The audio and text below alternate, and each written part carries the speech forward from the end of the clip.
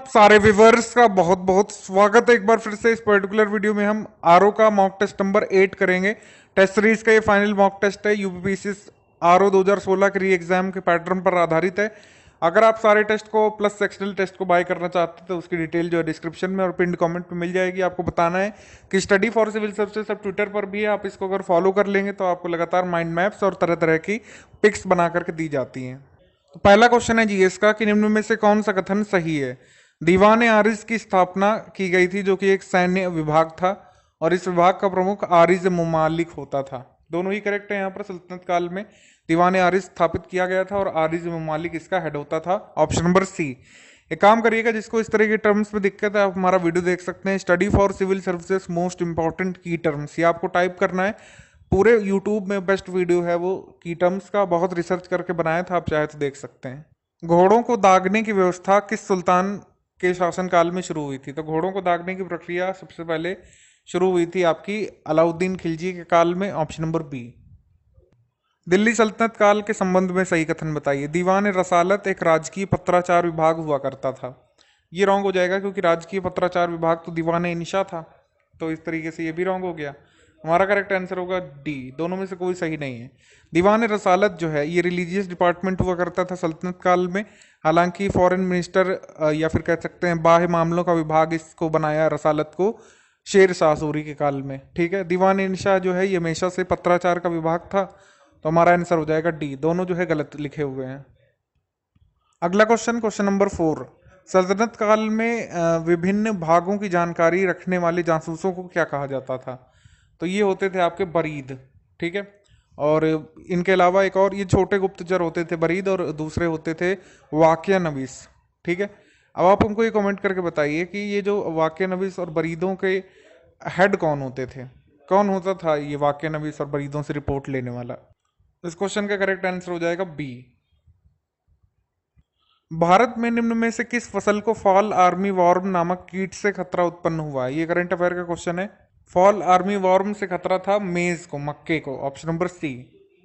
इनमें से कौन कौन सी रबी की फसलें हैं। तो रबी की फसल हो जाएगी आपकी वीट, रबी की फसल हो जाएगी ग्राम, और रबी की फसल हो जाएगी पीस। मटर, गेहूं, चना, ये सब हो जाएंगी रबी क्रॉप्स, और खरीफ की फसल हो जाएगी आपकी अरहर की। तो हमारा करेक्ट आंसर हो जाएगा डी 134। कपास के रेशे जो है पौधे के किस भाग से प्राप्त होते हैं। एनसीईआरटी क्वेश्चन है। हम लोग सीड से इसको निकालते हैं। Option number B. इस प्रोसेस को क्या बोलते हैं, गिनिंग बोलते हैं। ठीक है, ऑप्शन नंबर बी। विश्व में तंबाकू का सर्वाधिक उत्पादन कहाँ पर किया जाता है। तंबाकू का सर्वाधिक उत्पादन होता है चीन में। ऑप्शन नंबर ए। सेबों का हल्का लाल रंग जो है किस की प्रेजेंस के कारण होता है। तो इसमें एंथोसाइनिन प्रेजेंट प्रेजेंट होता है, इस वजह से सेब का रंग होता है हल्का रेड। Option number B. मानव शरीर में सबसे बड़ा अंग कौन सा है। मानव शरीर का सबसे बड़ा अंग है स्किन। ऑप्शन नंबर ए। अगर ग्लैंड पूछते तो लीवर होता। व्हाइट फॉस्फोरस जो है इसको कैसे लिखते हैं हम लोग केमिस्ट्री में, इसको लिखते हैं P4। ऑप्शन नंबर सी।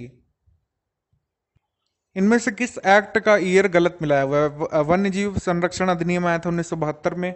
2006 में ये अमेंड हुआ। नेशनल टाइगर कंजर्वेशन अथॉरिटी की स्थापना हुई इससे। प्रोजेक्ट टाइगर 1972-73 दो बार कुछ भी मान लिया है, लेकिन 73 को भी सही मानेंगे, 72 को भी। ठीक है, मतलब एक बार यूपीपीसीएस ने इसको 72 ही मान लिया था, पता नहीं किस लॉजिक से। खैर, आगे प्रोजेक्ट एलिफेंट ये जो है ये भी हमारा सही है।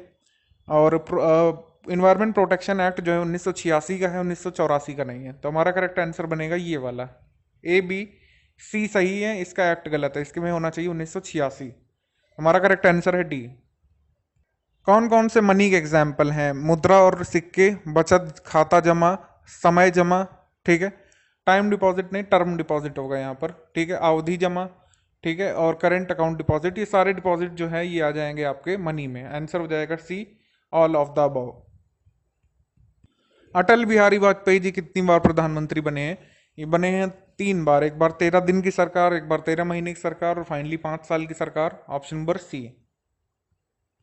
अवरक्त, दृश्यमान और पराबैंगनी विकिरणों प्रकाश के संबंध में कौन सा कथन यहाँ पर सही नहीं है बताना है। ठीक है, अवरक्त की तरंग दैर्घ्य पराबैंगनी विकिरण से अधिक होती है। ठीक है, करेक्ट है। उसके बाद है कि पराबैंगनी का तरंग दैर्घ्य यानी कि वेवलेंथ दृश्य प्रकाश की तुलना में कम होता है। ठीक है। दृश्य प्रकाश की फोटोन ऊर्जा अवरक्त प्रकाश की तुलना में अधिक होती है। ठीक है। उसके बाद लिखा है कि पराबैंगनी की फोटोन ऊर्जा दृश्यमान किरणों की तुलना में कम होती है। ये इनकरेक्ट है, क्योंकि पराबैंगनी की फोटोन ऊर्जा ज़्यादा होगी आपकी प्रकाश मतलब दृश्यमान किरणों की तुलना में। ठीक है, क्योंकि फ्रीक्वेंसी ज़्यादा होती है पराबैंगनी की दृश्यमान की तुलना में और तरंग दैर्घ्य कम होती है। ऑप्शन नंबर डी यहाँ पर हमारा करेक्ट आंसर है, मतलब यहाँ पर नॉट करेक्ट है और हमारा करेक्ट आंसर है। अंतर्राष्ट्रीय रामलीला केंद्र कहाँ पर स्थित है? तो ये है आपका अयोध्या में। Option number B. मैच करना है सही क्या होगा। तेल शोधन जो है ये कहाँ पर? मथुरा में होता है। सेंट्रल ओपियम फैक्ट्री कहाँ पर? गाजीपुर में। जूट मिल है कानपुर में और कोल माइनिंग होती है सिंगरौली में। इस तरीके से हम इसको मैच कर देंगे। उत्तर प्रदेश की लेंथ और ब्रेड्थ कितनी है? उत्तर प्रदेश की लंबाई और चौड़ाई है 650 किलोमीटर और क्रमशः 240 किलोमीटर। निम्नलिखित में से कौन सा सही सुमेलित नहीं है? बांध दिया हुआ है और जिस नदी पर बना हुआ है वो दिया हुआ है। तो मूसा बांध जो है ये कर्मनाशा पर है, बेलन पर नहीं है। बाकी सारे सही मिलाए हैं। राजघाट बांध बेतवा पर, माता टीला बेतवा पर, बाण सागर सोन पर। अब इनको मैच करना है, यहाँ पर क्या होगा सही है। बॉक्साइट पाया जाता है आपका चंदौली में और आपका यूरेनियम ललितपुर में। उसके बाद मार्बल आपका मिलेगा मिर्जापुर में और जिप्सम झांसी में। इस तरीके से हम मैच करेंगे। आंसर हो जाएगा हमारा डी 4213 सॉरी। सिंधु घाटी सभ्यता के जो घर हैं वो किस सामग्री से बने हुए थे? पकी हुई ईंटों से। ये डिस्टिंक्ट फीचर था। Option number A. हड़प्पा कालीन स्थल जो है रोपड़, ये किस नदी के किनारे है? तो रोपड़ पंजाब में है, सतलज के किनारे। Option number B. हिंदू धर्म शास्त्रों में कितने प्रकार के विवाह बताए गए हैं? यहाँ पर लिखा है 16, जो कि है गलत। 8 प्रकार के विवाह बताए गए हैं। ठीक है। उसके बाद है कि हिंदू धर्म शास्त्रों में 8 प्रकार के संस्कारों का वर्णन किया गया, जबकि संस्कार है 16। ठीक है, तो हमारा करेक्ट आंसर हो जाएगा डी, कोई भी सही नहीं है। अब वर्ण और जिस जिस मानव अंगों से उनकी उत्पत्ति बताई जाती है, तो ब्राह्मण की जो है ये उत्पत्ति मुख से, क्षत्रियों की भुजाओं से, और वैश्यों की आपकी जंघा से, और शूद्रों की आपकी फीट से, पाँव से, ऐसा जो भी लिखा हुआ है। तो इस तरीके से है, मैच करना है हमको। आंसर हो जाएगा ऑप्शन नंबर बी। निम्नलिखित में से कौन सी वत्स महाजनपद की राजधानी है? तो वत्स की राजधानी थी Kaushambi. Option number A. Kyasanur रोग के संबंध में सही कथन क्या है? कर्नाटक के जंगलों में देखने को मिला था, वायरस जनित रोग है और इसे जो है मंकी फीवर भी कहते हैं। ठीक है, करेक्ट आंसर हो जाएगा इसका D, all of the above यहाँ पर करेक्ट है, सारे के सारे इस मंकी वायरस के बारे में। हाल ही में जो किरण स्कीम अनाउंस की गई है किससे संबंधित है? किस मंत्रालय ने इसको लॉन्च किया है? ये है साइंस एंड टेक्नोलॉजी की scheme Kiran. Option number B. लिंग सामाजिक या फिर लैंगिक सामाजिक मानदंड सूचकांक किसके द्वारा जारी किया जाता है? ये जारी किया जाता है यूएनडीपी के द्वारा। Option number B. हाल ही में चर्चा में रहा ARI 561 क्या है? किससे ये जो है ये क्या है? ये वैरायटी है ग्रेप्स की। विश्व जलवायु और सुरक्षा report, world climate and security report किसके द्वारा जारी किया जाता है? ये जारी की जाती है report international military council on climate and security के द्वारा। Option number C. Option number C. हाल ही में चर्चा में रहा सह्याद्री मेघा क्या है? What is Sahyadri Megha? ये न्यूली डेवलप्ड स्पीशी है पैडी की। ऑप्शन नंबर डी। तो धान की एक किस्म है ये। आवश्यक वस्तु अधिनियम कब लागू हुआ था? यानी कि एसेंशियल कमोडिटी एक्ट आया था 1955 में। Option number B. हाल ही में जहाज रानी मंत्रालय ने रोल ऑन रोल ऑफ ये सेवा कहाँ से कहाँ शुरू की है लेटेस्ट में? ये लेटेस्ट में शुरू की है मुंबई से मांडवा तक। ऑप्शन नंबर डी। उन्नत भारत अभियान के द्वितीय संस्करण के बारे में पहला कथन है कि ये संस्कृति मंत्रालय द्वारा शुरू किया गया है। नहीं, ये है मानव संसाधन विकास मंत्रालय की पहल और 2022 तक इसका सेकेंड फेज चलेगा। आईआईटी दिल्ली इसकी नोडल एजेंसी है। क्लस्टर्स डेवलप करना है, एजुकेशनल इंस्टीट्यूट्स, हायर इंस्टीट्यूट्स में आगे आएंगे। बाकी सब आप डिटेल्स देखिएगा। इसमें बताना है कि कौन सा सही है। तो आपके दोनों ही गलत हो जाएंगे। पर्यटन का कोई इसका उद्देश्य नहीं है, क्लस्टर्स के रूप में विलेजेस को डेवलप करना है, उनका विकास करना है। ठीक है, तो हमारा करेक्ट आंसर हो जाएगा नन, यानी कि दोनों गलत। क्वेश्चन नंबर 35 है, डेन्यूब ऑर्डर एल्बे नहर परियोजना हाल ही में कहाँ पर शुरू की गई है? तो ये शुरू की गई है आपकी जहाँ पर डेन्यूब बहती है, यूरोप में। Option number C. Confederation of Indian industries यानी कि भारतीय उद्योग परिसंघ के बारे में बात करना है। ये एक नॉन गवर्नमेंटल ऑर्गेनाइजेशन है। ठीक है, इसकी स्थापना हुई थी 1985 में। तो आपको बता दें कि ये वाला रॉन्ग हो जाएगा, 1895 में इसकी स्थापना हुई थी। ठीक है, हमारा करेक्ट आंसर बनेगा यहाँ पर ओनली 1। वर्ल्ड हैप्पीनेस इंडेक्स के बारे में बात करना है 2020 के बारे में। सूचकांक में पहला स्थान नॉर्वे को नहीं मिला है, फिनलैंड को मिला है। लगातार 3 साल से फिनलैंड सबसे खुशहाल देश है पूरे विश्व का। वर्ल्ड हैप्पीनेस डे मनाते हैं हम लोग 20 मार्च को, ये सही है। उसके बाद है कि इंडिया को रैंक मिली इस बार 140वीं, गलत है, 144वीं रैंक मिली है इंडिया को इस बार, तो ये भी गलत। हमारा करेक्ट आंसर बन जाएगा second only, option number B. Huntington रोग जो है किस अंग को प्रभावित करता है? ये प्रभावित करता है ब्रेन को, ऑप्शन नंबर ए। विश्व गौरैया दिवस हम कब मनाते हैं? विश्व गौरैया दिवस मनाते हैं हम लोग 20 मार्च को, ऑप्शन नंबर बी, 20 मार्च। भारत सक्रिय दवा सामग्री को किस देश से आयातित करता है? एक्टिव फार्मास्यूटिकल इंग्रेडिएंट ये भारत मंगवाता है चाइना से, ऑप्शन नंबर डी। यक्षगान क्या है? What is Yakshagana? तो यक्षगान एक ट्रेडिशनल थिएटर है कर्नाटक का, ऑप्शन नंबर सी। ये कर्नाटक का एक पारंपरिक रंगमंच है।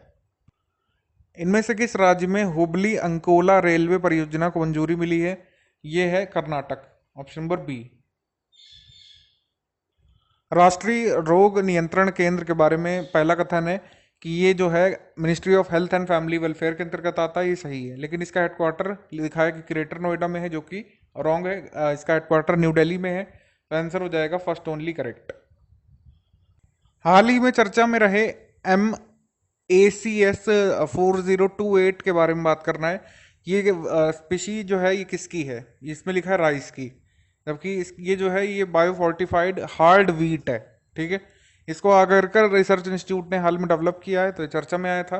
आगरकर रिसर्च इंस्टीट्यूट कहाँ पर है? पुणे में है, महाराष्ट्र में। हमारा करेक्ट आंसर बनेगा यहाँ पर only second. Regional rural bank, क्षेत्रीय ग्रामीण बैंकों के बारे में सही कथन क्या है? रीजनल रूरल बैंक की स्थापना 1975 में हुई थी और प्रथमा ग्रामीण बैंक देश का पहला RRB था। करेक्ट है दोनों। हमारा करेक्ट आंसर हो जाएगा बोथ, सी यहां पर सही है।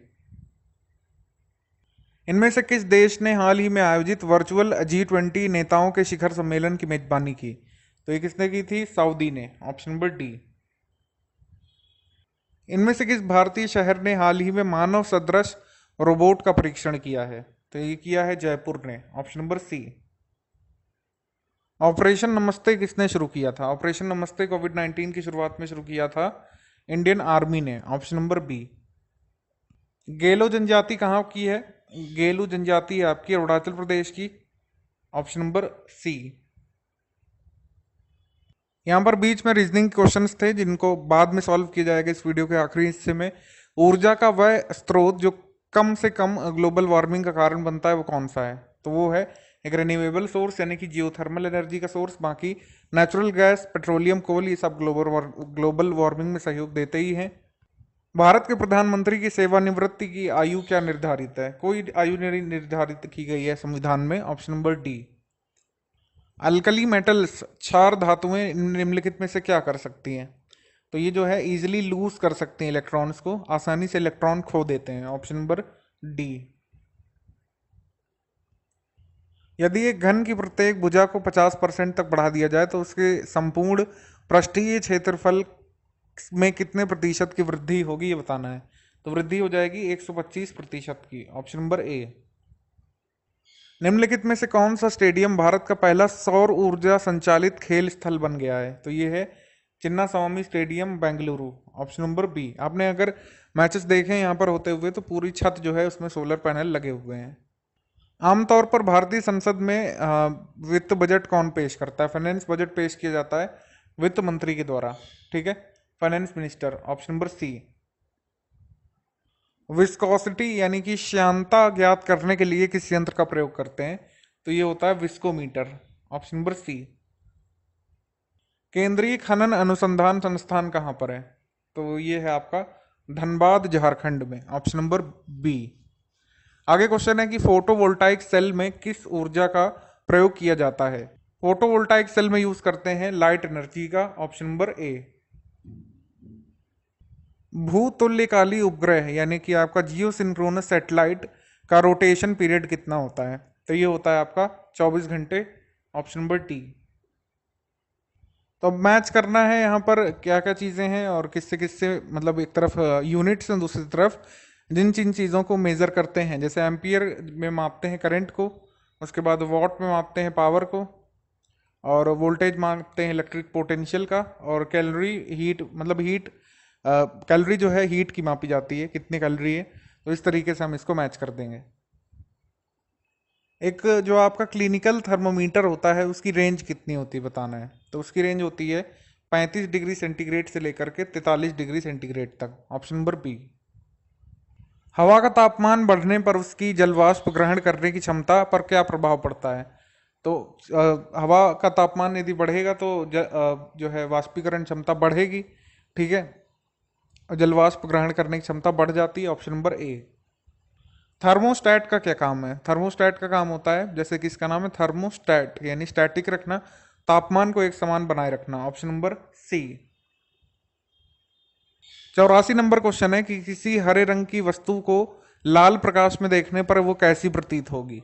तो वो होगी काले रंग की। ऑप्शन नंबर डी। लेंस की क्षमता का मात्रक क्या होता है? पावर ऑफ द लेंस नापी जाती है डायोप्टर में। Option number A. निम्न में से सही कथन चुनना है। दूरदृष्टि दोष में मनुष्य को दूर की वस्तुएं अस्पष्ट दिखाई देती हैं। एक्चुअली ऐसा नहीं होता है। दूरदृष्टि दोष में क्या होता है कि दूर की साफ दिखेगी, पास की नहीं दिखेगी, ठीक है। दूरदृष्टि दोष के निवारण के लिए उत्तल लेंस का प्रयोग किया जाता है। करेक्ट है ये, ठीक है। ऑप्शन नंबर बी जाएगा, यानी कि only second statement is correct. द्रव की कौन सी अवस्था सदैव विद्युत की सुचालक होती है? तो ये होती है प्लाज्मा अवस्था, प्लाज्मा स्टेट। ऑप्शन नंबर डी। धातुओं का संक्षारण होना यानी कोरोड होना, कोरोजन होना, उसमें किस तरीके का चेंज है? तो चेंज है ये chemical change. Option number B. Plasma झिल्ली के बारे में सही कथन क्या है? ये कोशिका द्रव की बाहरी सीमा होती है। ये जंतु तथा पादप कोशिका दोनों में पाई जाती है। तो ये दोनों सही है। सेल वॉल और सेल मेम्ब्रेन, ये फर्क आ जाता है एनिमल और प्लांट सेल में, लेकिन आपका ये जो है प्लाज्मा मेम्ब्रेन दोनों में पाया जाता है। बोथ यहाँ पर करेक्ट होगा सी। माइटोकॉन्ड्रिया के रासायनिक संगठन में सर्वाधिक मात्रा निम्न में से किसकी होती है? तो सर्वाधिक मात्रा प्रोटीन की होती है, 65 कुछ प्रतिशत होती है ये। Option number A. निम्न में से किसको suicide bag of the cell कहा जाता है? Suicide bag of the cell है lysosome. Option number A, lysosome. DNA मुख्यतः केंद्रक में पाया जाता है, करेक्ट है, और आरएनए जो है ये साइटोप्लाज्म में पाया जाता है। ये बोथ करेक्ट है। Option number C. अमीबा जो है निम्नलिखित में से किस संघ का सदस्य है, यानी किस फाइलम में आता है? तो ये आता है प्रोटोजोआ में। ऑप्शन नंबर ए। संयोजी ऊतकों के बारे में सही कथन क्या है? शरीर में सबसे अधिक संख्या में पाए जाते हैं, ठीक है, क्योंकि ब्लड ही होता है कनेक्टिव टिश्यू, और उस ऊतक का मुख्य कार्य अंगों को सहारा देना होता है। करेक्ट है, दोनों ही करेक्ट है।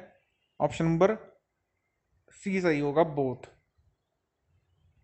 कार्बोहाइड्रेट में कार्बन, हाइड्रोजन, ऑक्सीजन का अनुपात क्या होता है? ये होता है 1:2:1। ऑप्शन नंबर डी। क्वेश्चन नंबर 96 से विटामिन B1 के संबंध में सही कथन चुनिए। इस विटामिन की कमी से तंत्रिका तंत्र का कार्य प्रभावित होता है, करेक्ट है, और इस विटामिन की कमी से मनुष्य लकवे से पीड़ित हो सकता है, ठीक है, ये भी करेक्ट है। तो B1 की कमी से पैरालिसिस हो सकता है। हमारा करेक्ट आंसर हो जाएगा सी, बोथ। निम्न में से सही कथन चुनिए। मानव शरीर के समस्त खनिज तत्वों में कैल्शियम की मात्रा सबसे अधिक होती है, और कैल्शियम की मात्रा शरीर के भार का लगभग 2% तक होती है। तो दोनों ही स्टेटमेंट यहाँ पर करेक्ट है, आंसर हो जाएगा सी, बोथ। अगला क्वेश्चन है कि यह हरे पीले रंग का एक क्षारीय तरल होता है और इसमें कोई पाचक एंजाइम नहीं होते हैं बाइल जूस में। कौन सा स्टेटमेंट यहाँ पर करेक्ट है? करेक्ट है यहाँ पर सी, बोथ। में से सही कथन का चुनाव करना है। 99 में आर्टिकल नंबर 352 में राष्ट्रीय आपातकाल का प्रावधान है। 356 में जो है प्रेसिडेंट रूल का प्रावधान है, ये गलत दिया हुआ है। आर्टिकल 360 में फाइनेंशियल इमरजेंसी गिवन है। आंसर हो जाएगा सी, 1 एंड 3। सही यहां पर दिया हुआ है राष्ट्रीय आपातकाल 352। 356 में राज्य में संवैधानिक तंत्र की असफलता आएगी, राज्यों द्वारा केंद्र के निर्देशों का पालन करने में असफलता 365 में दिया हुआ है। ठीक है, अब इनको सही सुमेलित करना है। ठीक है, तो संघीय सरकार के बारे में है 52 से लेकर 151 में यूनियन गवर्नमेंट। ठीक है, स्टेट गवर्नमेंट है आपकी 324, एक मिनट, स्टेट गवर्नमेंट है आपकी 152 से लेकर के 237 में। तो उसके बाद फिर है हमको मैच करना है ट्रिब्यूनल किस में दिया हुआ है। ट्रिब्यूनल दिया हुआ है 323 ए और 323 बी में, और इलेक्शन दिया हुआ है 324 से 329 में। इस तरीके से मैच करेंगे, आंसर हो जाएगा हमारा डी वाला 4321। 4321। निम्न में से किस अनुच्छेद के तहत संसद द्वारा कानून बनाकर नागरिकता अधिकारों का नियमन किया जा सकता है? ये किया जा सकता है आर्टिकल नंबर 11 में, ऑप्शन नंबर बी। सहकारी समितियों को प्रोत्साहन देने संबंधी प्रावधान किस अनुच्छेद के अंतर्गत आते हैं? ये आते हैं 43 बी में, ऑप्शन नंबर डी। क्वेश्चन नंबर 103 है, पहला स्टेटमेंट है कि भारतीय संविधान में 11 मूल कर्तव्यों की चर्चा की गई है। संविधान के 42वें संशोधन के तहत 10 मूल कर्तव्यों को जोड़ा गया है। तो हमारा करेक्ट आंसर हो जाएगा सी, बोथ स्टेटमेंट करेक्ट है यहाँ पर। राष्ट्रपति द्वारा क्षमादान दिए जाने की शक्ति किस अनुच्छेद के अंतर्गत आती है? ये आती है आर्टिकल नंबर 72 में, ऑप्शन नंबर बी। 105 नंबर में वित्तीय आपातकाल का अधिकतम सीमा 1 वर्ष होती है। तो वित्तीय आपातकाल की कोई सीमा नहीं निर्धारित है, लगातार अगर मंजूरी मिलती जाए संसद से तो ये जारी रहता है। वित्तीय आपातकाल की उद्घोषणा के 2 माह के भीतर संसद की स्वीकृति मिलना अनिवार्य है। ये करेक्ट है, हमारा करेक्ट आंसर हो जाएगा सेकेंड ओनली। निम्न में से किस उपबंध को संशोधन के लिए केंद्रीय संविधान के विशेष बहुमत तथा आधे राज्यों की स्वीकृति की आवश्यकता होती है? तो ये है प्रेसिडेंशियल इलेक्शन और इट्स प्रोसेस में अगर इसमें संविधान संशोधन करना है तो विशेष बहुमत भी चाहिए और आधे से अधिक राज्यों की स्वीकृति की भी आवश्यकता है। अनुच्छेद 75 के अंतर्गत प्रधानमंत्री की नियुक्ति राष्ट्रपति द्वारा की जाती है, करेक्ट है। उसके बाद है प्रधानमंत्री सहित मंत्रिपरिषद की कुल संख्या लोकसभा की कुल संख्या के 10% से अधिक नहीं होगी, जबकि लिखा है संविधान में कि 15 से अधिक नहीं होगी। तो यहाँ पर फ्लॉ है, ये वाला हो जाएगा इनकरेक्ट है, हमारा आंसर करेक्ट हो जाएगा ओनली 1। निम्न में से किस समिति के अध्यक्ष केंद्रीय गृह मंत्री होते हैं? तो ये होते हैं कमेटी ऑन पार्लियामेंट्री अफेयर्स के। 109 नंबर क्वेश्चन है कि राज्यसभा की अधिकतम संख्या जो है 250 निर्धारित की गई है, वर्तमान में जो है 245 सदस्य हैं। दोनों स्टेटमेंट करेक्ट है, आंसर हो जाएगा सी, बोथ। सरल सा क्वेश्चन है ये। लोकसभा में विपक्ष का नेता बनने के लिए कम से कम कितने प्रतिशत सीटों का होना अनिवार्य होता है? तो ये होता है 10%, ऑप्शन नंबर ए। संसद में कोई विधेयक पारित होने से पूर्व कितने चरणों से गुजरता है? तो ये है 4 phase, option number B. Actually 5 phase होते हैं, सॉरी माफ कीजिएगा, यहाँ पर डी ही करेक्ट है, 5 फेज। मुगलों के पतन के संबंध में कौन सा कथन असत्य है? तो असत्य है यहाँ पर rapid pace in the development of agriculture. तो जो है डेवलपमेंट नहीं हो रहा था एग्रीकल्चर में और विनाश हो रहा था एग्रीकल्चर का, ये जो है डी गलत है। बाकी यूरोपियों का आना उनके पतन का कारण सही है। ईरानी और दुर्रानी साम्राज्यों का आक्रमण लगातार, ये भी सही है। औरंगजेब की धार्मिक नीति भी कहीं ना कहीं इसके लिए रिस्पॉन्सिबल थी, मुगलों के डाउनफॉल के लिए। नाना साहेब के नाम से किसे जाना जाता था? इस क्वेश्चन का आंसर हो जाएगा बालाजी बाजीराव प्रथम, ऑप्शन नंबर सी। द्वितीय आंग्ल मैसूर युद्ध के बाद कौन सी संधि हुई थी? ये थी treaty of Mangalore, option number B. Younghusband अभियान निम्नलिखित में से किससे संबंधित है? ये संबंधित है आपका एंग्लो तिब्बतन रिलेशन से, ऑप्शन नंबर डी। निम्न में से कौन सा विकल्प सही सुमेलित है? गडकरी विद्रोह मराठा क्षेत्र में हुआ, फराजी विद्रोह बंगाल में हुआ, और कुर्ग विद्रोह साउथ इंडिया में हुआ कर्नाटक के पास। तो हमारा करेक्ट आंसर हो जाएगा D, all of the above. Servant of India society की स्थापना गोपाल कृष्ण गोखले ने की थी, सही है। उसके बाद है कि गोपाल कृष्ण गोखले की मृत्यु के पश्चात श्रीनिवास शास्त्री ने इसके अध्यक्ष का पद संभाला था। दोनों करेक्ट हैं, हमारा आंसर हो जाएगा सी, बोथ। इसमें एक सही कथन को चुनाव करना है इंडियन सोशल कांग्रेस के बारे में। इसकी स्थापना महादेव गोविंद रानाडे और रघुनाथ राव ने की थी और इसका पहला सम्मेलन मद्रास में हुआ था। तो सही है इंडियन सोशल कांग्रेस के बारे में दोनों ही कथन, सी। निम्न में से कौन सा कथन सही है? पहला है कि गदर पार्टी की स्थापना लाला हरदयाल सोहन सिंह भाकना ने की, करेक्ट है ये, ठीक है। फाउंडर मेंबर में से किसी एक का भी नाम दिया है तो करेक्ट है। उसके बाद गदर पार्टी की स्थापना 1 नवंबर 1919 को नहीं हुई थी, 1913 में हुई थी, तो ये गलत हो गया। हमारा करेक्ट आंसर बनेगा only 1। 120 number question, home rule league के संबंध में सही कथन बताइए। तिलक ने इस लीग की स्थापना की थी महाराष्ट्र रीजन में, ये गलत है। और एनी बेसेंट ने इसकी स्थापना की थी मद्रास रीजन में। दोनों को रिवर्स कर दिया, हमारा आंसर हो जाएगा बोथ रॉन्ग, कोई भी सही नहीं है। काकोरी कांड हुआ था 1925 में, यहाँ पर लिखा हुआ 1922। Chauri Chaura incident non cooperation movement के बाद हुआ था, मतलब उसी से नॉन कॉपरेशन मूवमेंट खत्म हुआ था चौरी चौरा कांड से। तो ये जो हुआ था 1922 में हुआ था। दोनों को गलत लिखा गया है, आंसर हो जाएगा डी, दोनों गलत हैं। निम्न में से कौन सा कथन सांप्रदायिक पंचाट के प्रावधानों के संबंध में सही नहीं है? कम्युनल अवार्ड के बारे में कौन सा सही नहीं है? तो दलितों को जो है माइनॉरिटी स्टेटस दिया गया था, ये जो है आपका गलत है, ये सही नहीं है। बाकी सेपरेट इलेक्ट्रेट मुस्लिम को मिले और right to elect Dalit castes in the general constituency, सामान्य निर्वाचन क्षेत्र में दलित जातियों के निर्वाचन का अधिकार मिला था, ये करेक्ट है। और आंग्ल भारतीय को पृथक मताधिकार भी मिला था, ये भी सही है। लेकिन दलित को माइनॉरिटी नहीं माना गया। अब इनको क्रोनोलॉजिकल ऑर्डर में अरेंज करना है। Attlee declaration, Mountbatten plan, Rajagopalachari formula या फिर और वेवल प्लान। इसको समझने की कोशिश करते हैं। एटली अनाउंसमेंट हुआ था 20 फरवरी 1947 को। माउंटबैटन प्लान आया था 3 जून 1947 को। राजगोपालाचारी फॉर्मूला काफ़ी पहले आया था, मार्च 1944 को। और वेवल प्लान आया था जून 1945 को।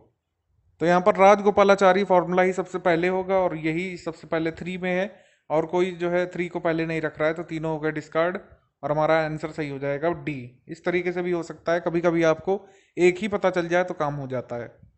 अब इनको नॉर्थ से साउथ अरेंज करना है, ठीक है। अब इन माउंटेन रेंजेस को लगाना है हमको नॉर्थ से साउथ में, ठीक है। मतलब जो नॉर्थ में सबसे पहले उसको पहले रखना है।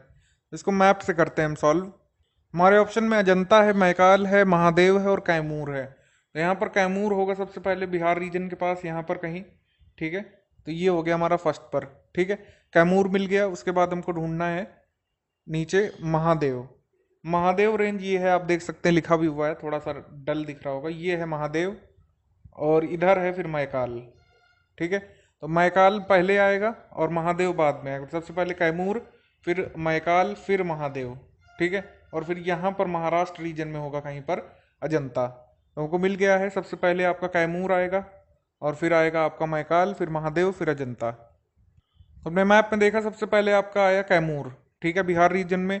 फिर आपका आया मैकाल, फिर यानी कि 2 फिर उसके बाद आएगा आपका महादेव तुरंत बाद, फिर आएगा कैमूर, ये अजंता वाला। 4 2 3 1 यहाँ पर सही होगा। 4 2 3 1 दिया हुआ है ऑप्शन नंबर ए में।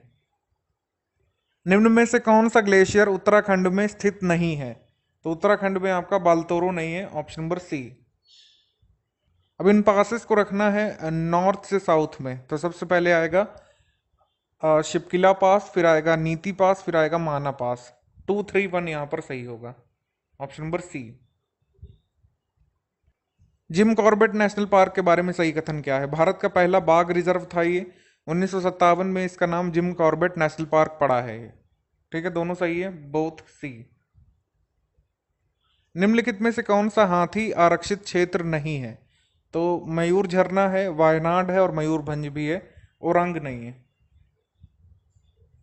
भारत में लाल पंडा योजना कब आई थी? रेड पैंडा स्कीम आई थी आपकी 1996 में, ऑप्शन नंबर ए। कौन सा वेटलैंड सही नहीं मिलाया हुआ है? तो आपका हरीके झील ये पंजाब में सही है, भोज आर्द्र भूमि ये मध्य प्रदेश में है, रेणुका आर्द्र भूमि ये आपका हिमाचल में है, दीपोर बील जो है ये आपका असम में है, अरुणाचल प्रदेश दिया है, तो ये जो है सही ढंग से मेल नहीं खाता है। निम्नलिखित में से कौन सी नदी गंगा की दाहिने तट पर आकर मिलती है? गंगा के दाहिने तट पर आकर के मिलती है आपकी सोन नदी, ऑप्शन नंबर बी, सोन रिवर। निम्न में से कौन सी झील उत्तर प्रदेश में राज्य में स्थित है? तो ये है फुलहार झील, ऑप्शन नंबर डी। ये एक्चुअली कहाँ पर है ये आप बताइए कमेंट करके। टी प्रोड्यूसिंग एरियाज को उनके क्रम में लगाना है, सबसे पहले जो मतलब सबसे ज़्यादा जो प्रोड्यूस करता है उसको पहले रखना है। तो सबसे पहले यहाँ पर प्रोड्यूस करता है असम, फिर करता है वेस्ट बंगाल, ठीक है, 3-2। उसके बाद करता है तमिलनाडु और फिर करता है केरल। 3-2-4-1 यहाँ पर करेक्ट है। भारत में पशुओं की गणना जो है 1919 से शुरू हो गई थी, करेक्ट है। उसके बाद एनिमल्स की काउंटिंग होती है हर ईयर में, हर ईयर नहीं होती, हर 5 वर्षों में होती है। ओनली 1 यहाँ पर करेक्ट है। सर्वाधिक पवन ऊर्जा का उत्पादन करने वाला शीर्ष राज्य कौन सा है? ये है आपका तमिलनाडु, ऑप्शन नंबर ए। विषुवत रेखा निम्न में से किस देश से होकर के गुजरती है? ये गुजरती है कीनिया से, ऑप्शन नंबर बी। निम्न में से कौन सा शहर सबसे दक्षिण में स्थित है? तो ये है हो शी मिन, ऑप्शन नंबर डी। सॉन एंड्रियोज भ्रंश कहां पर स्थित है? यह है नॉर्थ अमेरिका में, ऑप्शन नंबर डी। अब इसमें मैच करना है, ऋग्वेद जो है सबसे ओल्डेस्ट है और अथर्ववेद जो है इसमें मेलोडिक वर्सेस हैं, यानी मंत्रमुग्ध करने वाले छंद हैं। और फिर जो है आपका, एक मिनट फिर से करते हैं इसको। ऋग्वेद सबसे पुराना है, सामवेद में है मेलोडिक वर्सेस मंत्रमुग्ध करने वाले मंत्र, और अथर्ववेद में जो है इसमें मंत्र और आकर्षण है, ठीक है, स्पेल्स एंड चार्म्स। और यजुर्वेद में है आपका शकल और कृष्ण, ठीक है, शुक्ल और कृष्ण, शुक्ल और कृष्ण होगा। इसको सही करेंगे, हमारा करेक्ट आंसर बनेगा ऑप्शन नंबर 4 डी। ये क्वेश्चन आपके लिए मैं छोड़ के जा रहा हूँ, इसका आंसर आप लोग जल्दी से हमको कमेंट करके बताइए। 140 नंबर का क्या आंसर होगा इसका? हड़प्पा स्थल है और जिन जिन वैज्ञानिकों ने इनको खोजा, ठीक है।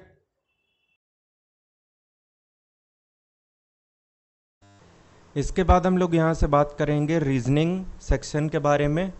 तो क्वेश्चन नंबर 50 हमारा पहला क्वेश्चन होगा। कोडिंग एंड डिकोडिंग का है ये, कि अगर वर्बल को इस कोड की तरीके से लिखते हैं तो मॉडर्न का कोड उसी साइन लैंग्वेज में क्या होगा? तो वर्ड हमारे पास में है verbal, V22, E5, R18, B2, A1, L12, इन सबके न्यूमेरिकल इक्विवेलेंट हमने लाइन बाय लाइन लिख दिए हैं। इसका कोड है SBN XVG S19 B2 N14 X24 V22 और G हो गया 7। 22 से 19 -3, 5 से 2 -3। तो पहले दो लेटर में -3 वाला पैटर्न फॉलो हो रहा है। फिर 18 से 14 इसका मतलब हुआ -4। 2 का मतलब एक तरीके से 28 भी होता है, 26 जोड़ दिया, बिकॉज 26 साइकिल होती है अल्फ़ाबेट ऑर्डर की, बिकॉज 26 लेटर होते हैं इंग्लिश में और 27वां खुद को रिपीट मार देता है। तो इसे 28वां बोल सकते हैं, बिकॉज 27वां रिपीट होके ए हो गया, 28वां हो गया बी। 28 और 24 के बीच में -4 का डिफरेंस, ए का मतलब हो गया 27। 27-22 के बीच में -5 का डिफरेंस और 12-7 के बीच में -5 का डिफरेंस। तो पहले दो लेटर के बीच में -3 का, अगले दो लेटर के बीच में -4 का, और सबसे बाद के जो दो लेटर हैं उनके बीच में -5 का डिफरेंस है। तो मॉडर्न को भी उसी तरीके से हम लोग बना लेते हैं। M13, O15, D4, E5, R18 N14। सबसे पहले -3 करना था, इधर भी और इधर भी। ये 10, ये 12, 10 का मतलब J, 12 का मतलब L। उसके बाद -5 करना था, सॉरी -4, इधर भी और इधर भी। 4 में 4 गया 0, 0 का मतलब है आखिर का नंबर Z, तो इधर हुआ Z। उसके बाद 5 में 4 गया 1, 1 का मतलब A, 18 में 5 गया 13, 13 का मतलब M, 14 में 5 गया 9, 9 का मतलब हुआ I, तो JLZAMI, ऑप्शन सी। दूसरा क्वेश्चन भी कोडिंग एंड डिकोडिंग का ही है कि अगर सन को ये लिखते हैं तो जग को क्या लिखेंगे, SUN। यहाँ पे RT, TV और MO ये इनके कोड हैं। S के पहले आता है R और S के बाद आता है T, मतलब जो भी अल्फ़ाबेट आपको दिया है उसके ठीक पहले वाला और उसके ठीक बाद वाला लेटर आप लिख दीजिए सिंपली। U के पहले आता है T और U के बाद आता है V, तो TV। N के पहले M और N के बाद में O, तो MO। बस ऐसे ही हम लोग जग को कोडित कर देंगे।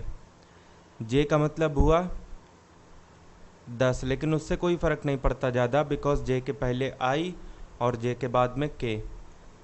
V के पहले U और V के बाद में, सॉरी ये तो U है, U के पहले T और U के बाद में V, I के TV। G के पहले F और G के बाद में H, I के TV FH। D, a person goes 4 kilometre to the right north, मतलब ठीक नॉर्थ में।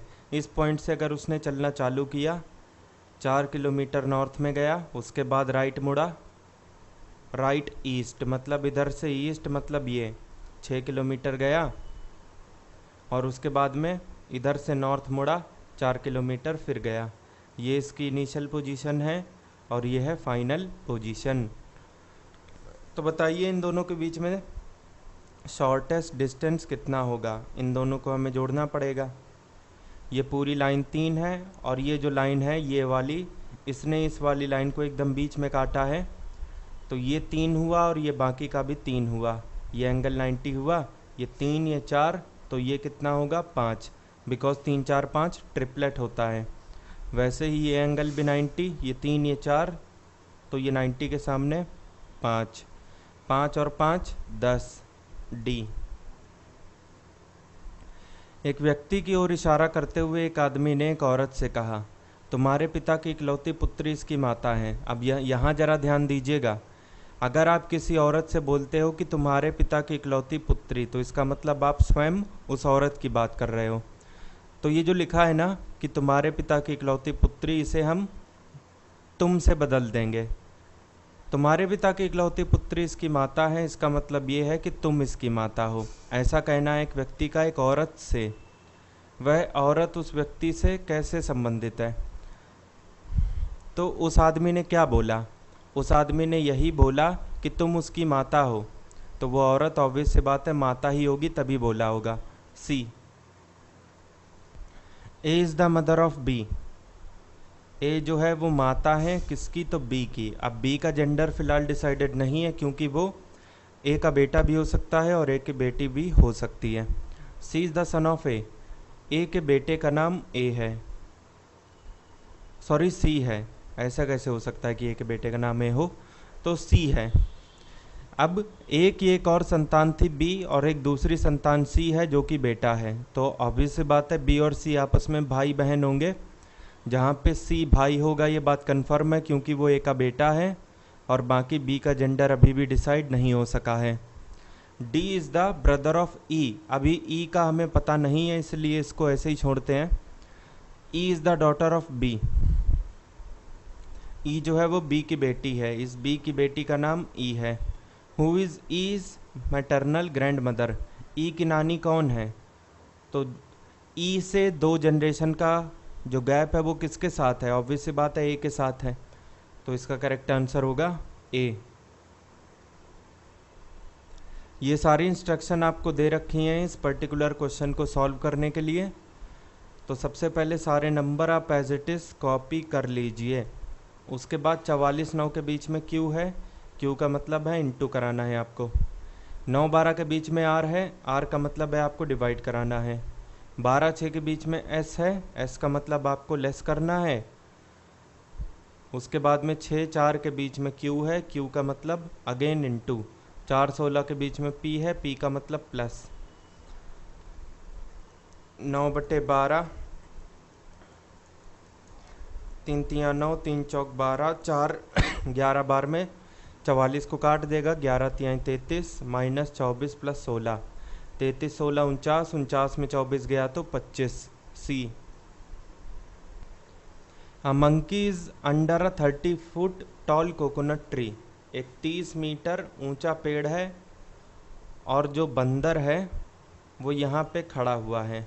इस 30 मीटर के खंबे को उसको, या फिर कह लीजिए जो पेड़ है उसको कवर करना है आपको, इस बंदर को यहाँ पहुँचाना है। इन एवरी अटेम्प्ट, हर बारी में वो 3 मीटर ऊपर जाता है, लेकिन तुरंत बाद within no time 2 feet नीचे खिसक जाता है। तो 3 मीटर ऊपर गया, तुरंत ही 2 मीटर नीचे आ गया। इसका मतलब ये है कि हर एक अटेम्प्ट में वो सिर्फ 1 मीटर ऊपर जा पाता है, एक अटेम्प्ट में 1 मीटर। तो बताइए यहाँ पे कितने अटेम्प्ट लगेंगे इसको ऊपर चढ़ने के लिए। तो आप ऐसा मत कीजिएगा कि एक अटेम्प्ट में 1 मीटर, तो 30 मीटर चढ़ने में 30 अटेम्प्ट, ऐसा नहीं है। आप लॉजिकली चलिएगा, आप 27 अटेम्प्ट की बात करिए। ऐसा ही मैंने क्यों कहा वो आगे आपको समझ में आएगा। 27 अटेम्प्ट में अगर हम बात करें तो वो 27 मीटर ऊपर होगा। ये बात हमें समझ में आती है? जी हाँ। अभी भी उसको ये बाकी का 3 मीटर कवर करना है, और हर एक अटेम्प्ट में वो कितना कवर करता है? 3 मीटर। तो 28वें अटेम्प्ट में वो 30 मीटर ऊपर यहाँ पहुँच चुका होगा ना। अब इसके बाद इसको नीचे गिरने की ज़रूरत तो है नहीं, और अगर गिरता है तो इसकी प्रॉब्लम है ना। हमको तो इसको एक बार ऊपर पहुँचाना था, हमने पहुँचा दिया। तो कितने अटेम्प्ट लगे? 28 attempt. D of the number of children who passed the annual examination in a class. एक क्लास में जितने लड़के पास हुए उनमें से ऊपर से राम का स्थान 14वां है, जबकि नीचे से 28वां है। तो कितने लोग पास हुए होंगे? टोटल बराबर होता है L + R - 1। लेफ्ट का मतलब टॉप, राइट का मतलब बॉटम। Top 14, bottom 28 - 1। 28 14 42, एक कम किया तो 41।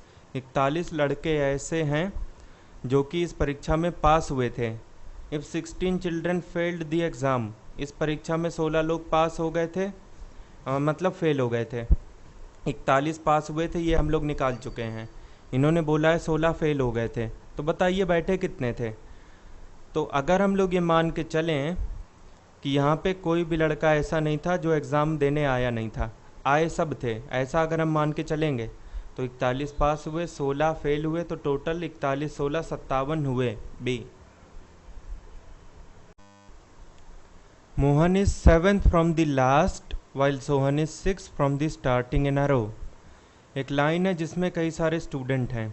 इस लाइन में अगर आप शुरू से देखेंगे तो सोहन है जिसकी रैंक हमें 6 पता है, तो सोहन की रैंक 6 है, वो भी लेफ़्ट से या फिर कह लीजिए स्टार्टिंग से। और एक मोहन है जिनकी रैंक आपको राइट हैंड साइड से पता है, 7वीं है राइट हैंड साइड से। If Ram is standing between these two, यहाँ पे है राम, राम इन दोनों के बीच में है। इसका मतलब ये है कि जितने स्टूडेंट राम के पीछे हैं, अगर x हैं तो उतने ही आगे होंगे, ये बात है यहाँ पे। Then what will be the number of boys in that row. इस रो में कितने लड़के होंगे इस लाइन में, ये बताइए। तो यहाँ पे ये बताया नहीं जा सकता, बिकॉज ये पता होना चाहिए कि बीच में एग्जैक्टली कितने लोग हैं। राम और मोहन के बीच में अगर हमें ये पता होता कितने लोग हैं तब निकाल लेते। फ़िलहाल एक डेटा मिसिंग है, इस वजह से इसका आंसर नहीं दिया जा सकता। कांट बी डिटरमाइंड, निर्धारित नहीं कर सकते। उसके बाद आते हैं 59 नंबर पे। बताइए इस सीरीज़ में कौन सा टर्म गलत है? 3 से 1.5 आधा कर दिया, 1.5 से 1.5 1 से गुणा किया, तो पहले आधे से गुणा किया, फिर उसके बाद में हम 1 से गुणा करते हैं। तो अगली बार किससे करेंगे? अगली बार हम 1.5 से करेंगे। 1.5 का मतलब हो गया 3/2, 3/2, और ये खुद ही 1.5 है, तो 3/2 ये खुद ही है। 9/4 यानी 2.25। तो लेकिन यहाँ पे तो 2.5 है, तो बस यही गलत है, ऑप्शन बी। बाकी अगर यहाँ पे 2.25 रख के आगे दोनों नंबर अगर हम प्राप्त कर लेते हैं तो हमारा एकदम सही है। 1.5 से मल्टीप्लाई करा चुके, इसके बाद 2 से कराना रह गया है ना, तो 2.25 का डबल 4.5 वही दिया है। 2 से करा चुके, अब किससे कराना बाकी है, 2.5 से, यानी 5/2। 5/2 इंटू 9/2, 45/4 यानी 22.5 का आधा 11.25 वही है। तो बस 2.5 गलत है, बाकी इस सीरीज के पूरे एलिमेंट सही हैं, बी। 60 नंबर बात करते हैं। 7 से 22 कैसे बना दिया, 7 तिहाई 21 और एक जोड़ दिया तो 22। 22 से 66, 22 तिहाई 66, एक जोड़ दिया तो 67। 67 से 102, 67 में इंटू 3 किया तो 201, एक जोड़ दिया तो 202। तो इधर भी वही करेंगे, 202 का 3 गुना होता है 606, एक जोड़ दिया तो आ गया 607 ए। उसके बाद आते हैं 61 नंबर पे। जिस तरीके से MOQS का संबंध इसके साथ है तो PRTV का किसके साथ होगा। अब एनालॉजी में ज़रूरी नहीं है कि MOQS का संबंध हम इसी ग्रुप के साथ दिखाएं, हम इसका संबंध PRTV के साथ भी दिखा सकते हैं। ऐसा इसलिए कहा क्योंकि अगर हम लेटर टू लेटर कंपैरिजन करेंगे M और A तो 12 लेटर का फ़र्क आ जाएगा, बिकॉज M 13 A1। तो इससे बढ़िया ये है कि इस वाले ग्रुप को इससे कंपेयर कराएं हम लोग। तो देखिएगा फिर M13 O15 Q17 S19 P16 R18 T20 V22। तो 13 से 16 प्लस 3, 3 बढ़ा दिया, 15 से 18 प्लस 3, 17 से 20 प्लस 3 और 19 से 22 भी प्लस 3 हुआ। तो कुल मिला के आपको प्लस 3 करना था। ए में प्लस 3 करेंगे तो 1 और 3 4 होगा डी। उसके बाद में 3 3 6 6 मतलब एफ। उसके बाद 5 3 8 8 मतलब एच और 7 3 10 जे। तो डी एफ एच जे ये कहीं पे है नहीं, लेकिन इसका करेक्ट आंसर यही है। उसके बाद देखते हैं मिसिंग नंबर। तो ये तो क्वाइट आसान सा है। अगर 18 13 बात करें तो 31 होता है, 27 3 30 होता है, तो 19 में हम क्या जोड़ें कि 33 आ जाए, तो 14 जोड़ना पड़ेगा, सी।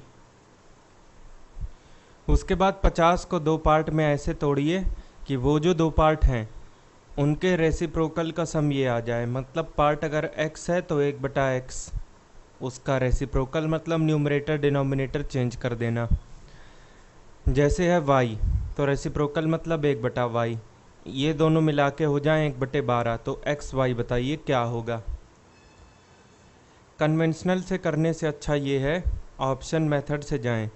28 का मतलब रेसिप्रोकल 1/28 1/22, ये कभी भी 1/12 नहीं देगा, क्योंकि 28 22 का एलसीएम जो है वो 12 से कटने ही नहीं वाला। ये गलत। 1/35 1/15, ठीक। 35 15 का जो एलसीएम है वो कभी भी 12 के आसपास नहीं दिखने वाला, गलत। 20 30 1/20 प्लस 1/30, एलसीएम हुआ 600। 20 30 जा 30 20 जा 50/600 1/12। तो बस यही तो चाहिए। तो 20 और 30 वो पार्ट हो गए, सी। 1008 को इनमें से कौन से नंबर से डिवाइड करें ताकि डिवाइड करने के बाद में जो रिज़ल्ट है वो हमेशा परफेक्ट स्क्वायर आ जाए।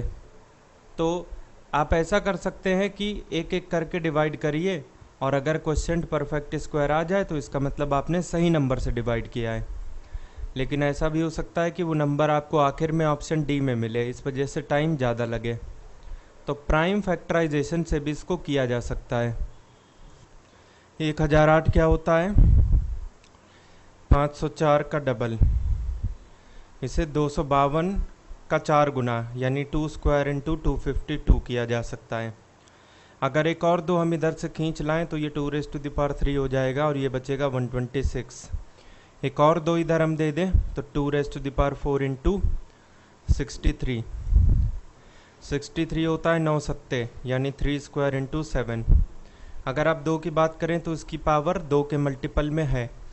कोई नंबर परफेक्ट स्क्वायर तभी माना जाता है जब उसके प्राइम फैक्टराइजेशन की पावर 2 इंटू समथिंग के फॉर्म में हो, जहाँ पे n की वैल्यू 1 2 3 कुछ भी हो सकती है।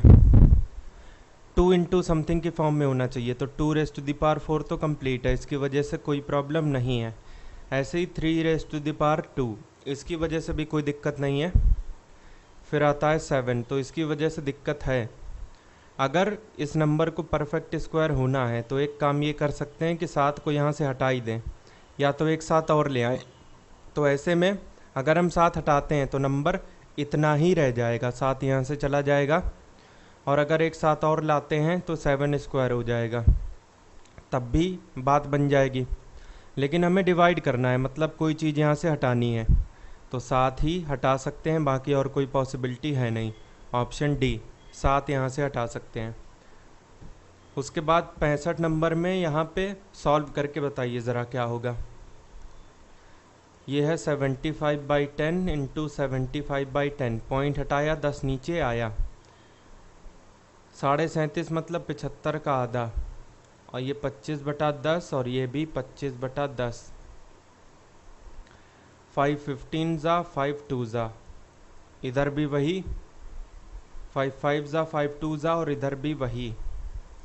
15 का स्क्वायर 225 और नीचे 2 दूनी 4, ये 75/2। 5 का स्क्वायर 25 और नीचे 2 दूनी 4, एलसीएम 4 2 4 का 4, 225, 2 2 ज़ा तो 75 2 ज़ा 150 और ये हुआ 25।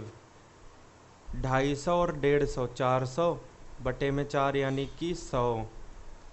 ए, how many meaningful word of 3 or more letter can be formed with the letter at the odd position of the word probationary। probationary जो वर्ड है आपके सामने उसकी ऑड पोजीशन वाले लेटर, यानी जो पहली तीसरी पांचवी सातवीं इस तरीके की पोजीशन पे हो। तो P सिलेक्ट हुआ, O, फिर उसके बाद में A, फिर है I, फिर N, फिर R। तो बस इतने ही अपने पास में लेटर अवेलेबल हैं और इनकी सहायता से एक बार में 3 लेके या फिर एक बार में 4 लेके अपने को वर्ड बनाने हैं। तो सबसे पहले है PIN, पिन बन गया। उसके बाद में PAN, पैन बन गया। NAP, नैप बन गया। नैप मतलब जो छोटी सी नींद होती है, झपकी जिसे बोलते हैं। पिन मतलब वही जो सेफ्टी पिन होती है जिसमें सुई टाइप की लगी होती है। पैन मतलब कढ़ाई या फिर फ्राई पैन। उसके बाद में नेप, ये भी है। पेन, ये भी है। उसके बाद में रन, रैन मतलब। तो कितने सारे वर्ड बन गए? 4 से अधिक बन गए, more than 4। C, the oxygen liberated during photosynthesis comes from. Photosynthesis के टाइम पे जो ऑक्सीजन निकलती है, फोटोसिंथेसिस मतलब पेड़ पौधे जो हैं वो सनलाइट की प्रेजेंस में खड़े होते हैं और वातावरण से ऑक्सीजन ले करके वातावरण से कार्बन डाइऑक्साइड ले करके ऑक्सीजन बाहर निकालते हैं। अब ये जो ऑक्सीजन बाहर निकलती है ये कहाँ से आती है? तो ये आती है पानी से, वाटर। A:B, इसका मतलब है 7/9 और B:C का मतलब है 3/5। तो रेशियो को मर्ज करिए और बताइए कि A:B:C का मतलब क्या है। तो कॉमन वेरिएबल क्या है जो दोनों में हो? B। यहाँ पे B की पोजीशन पे 9 है और यहाँ पे 3 है। ऐसा नहीं होना चाहिए, दोनों की पोजीशन वाली वैल्यू सेम होनी चाहिए। तो 9 और 3 को सेम बना लें, तो 9 ही बना लें। तो ये जो 3 है इसको 9 बनाने के लिए क्या करेंगे? 3 से मल्टीप्लाई। इस पूरी इक्वेशन में 3 से मल्टीप्लाई होगा तो ये 7 9 इधर भी 9 इधर भी, तो एक बार 5 3 15 7:9:15 C. At present the ratio of Ashok's age and Pradeep's age is this. Ashoka और प्रदीप की एज के बीच का रेशियो ये है 4/3। After 6 years Ashok will be 26 year old. 6 साल के बाद अशोक की एज 26 हो जाएगी। तो एक बात बताइए अभी कितनी है? अभी 20 है, तभी तो 6 साल बाद 26 हो पाएगी। अभी अशोक की एज 20 है, लेकिन हमारे हिसाब से 4 है। 4 का मतलब 20, तो 1 का मतलब 5। आपको जो भी चाहिए उसका 5 गुना करना पड़ेगा। How old is Pradeep at that time? Pradeep की एज चाहिए ना, तो 3 का 5 गुना 15। बी 15 ईयर्स, 15 साल।